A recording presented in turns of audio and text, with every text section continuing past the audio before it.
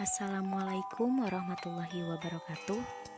Perkenalkan, nama saya Farida Nuraini dari Farmasi 19C.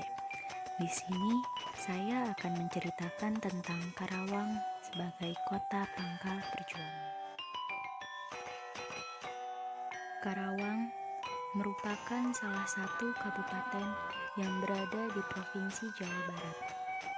Kota yang terkenal dengan sebutan lumbung padi yang hampir sebagian wilayahnya terhampar sawah-sawah, dan juga merupakan lokasi yang banyak pabrik serta berbagai aktivitas industri lainnya. Wilayah Karawang sudah sejak lama dihuni manusia. Pada masa Kerajaan Sunda, penduduk Karawang semula beragama Hindu dan Buddha. Hal ini ditunjukkan dengan adanya peninggalan berupa candi jiwa yang bertempat di daerah Batu Jaya. Luas wilayah Kabupaten Karawang saat itu tidak sama dengan luas wilayah Kabupaten Karawang pada masa sekarang.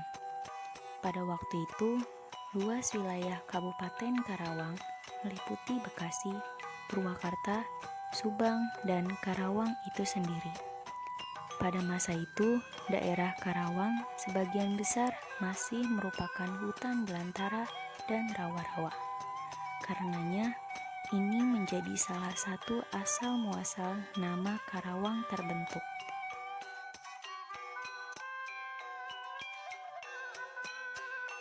Sekitar abad 15 Masehi, agama Islam masuk ke Karawang yang dibawakan oleh ulama besar Syekh Hasanuddin bin Yusuf Idoki dari Campa yang terkenal dengan sebutan Syekh Kuro. Setelah itu, masyarakat setempat mulai memeluk agama Islam. Setelah kerajaan Pajajaran runtuh dan dengan silih bergantinya kekuasaan, Karawang berada di bawah kendali Banten semenjak ditaklukkan oleh Kesultanan Banten pada waktu itu.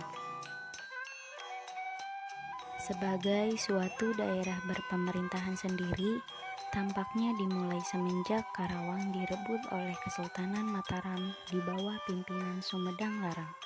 Pada tahun 1632, kesuksesan pimpinan Sumedang Larang menempatkannya sebagai Wedana pertama dengan gelar Adipati Kertabumi III. Selanjutnya, pada tanggal 14 September 1633 Masehi, bertepatan dengan tanggal 10 Maulud 1043 Hijriah, Sultan Agung melantik Singa Perbangsa sebagai Bupati Karawang yang pertama, sehingga secara tradisi setiap tanggal 10 Maulud diperingati sebagai hari jadi Kabupaten Karawang. Sampai pada abad ke-20, Karawang menjadi sumber penghasil beras terbesar di Pulau Jawa dan dikenal dengan sebutan Kota Lumbung Padi. Sejarah Kabupaten Karawang masih belum selesai. Sampai pada saat menjelang kemerdekaan pun, Karawang mempunyai peran penting. Salah satunya yaitu peristiwa Rengas Dengklok.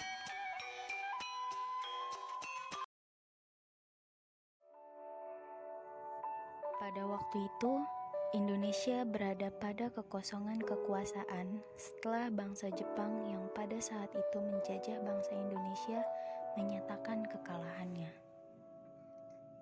Golongan muda bersikukuh ingin mempercepat kemerdekaan, namun golongan tua berpendapat sebaliknya.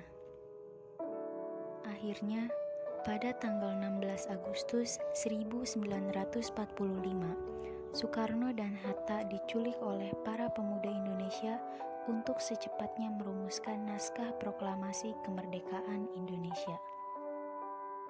Sebelum naskah proklamasi kemerdekaan dibacakan, Kecamatan Rengas Dengklok adalah daerah pertama milik Republik Indonesia yang gagah berani mengibarkan bendera merah putih. Oleh karena itu, selain dengan sebutan lumbung padi, Karawang juga sering disebut sebagai kota pangkal perjuangan.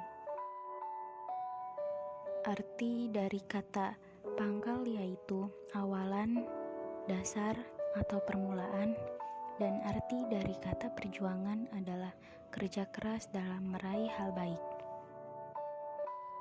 Maka dari itu, Karawang, kota pangkal